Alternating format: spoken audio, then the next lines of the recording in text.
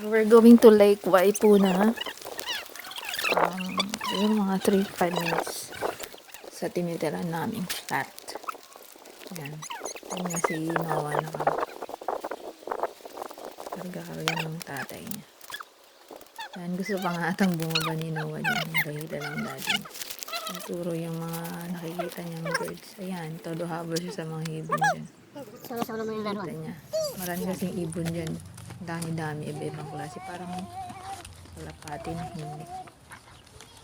So, ang target talaga namin is pupunta sa playground. Ayan. Merong ano kasi dyan, playground. So, umikot kami kasi sa kabila. Madami ng bata. So, ito, solo-solo niya lang yung playground. Parang i-enjoy siya ng gusto.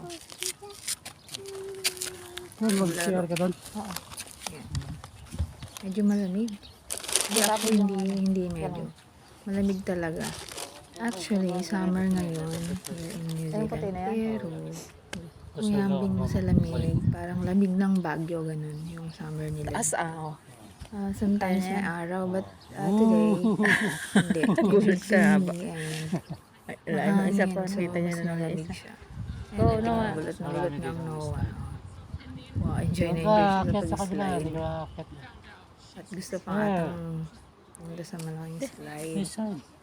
So, anyway, ayan si daddy nakabantay lang sa Sige, kanya. sige. Ba, gusto pa i-try?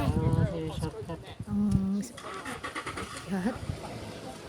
Ang daddy niya dun sa kabila. Alam namin siya maglaro dyan. Ayan na nga. Napagod si Noah. Ayan. Natulog na siya. So, ito ang handang vlog na to. Bye! Thank you for watching. Please like and subscribe.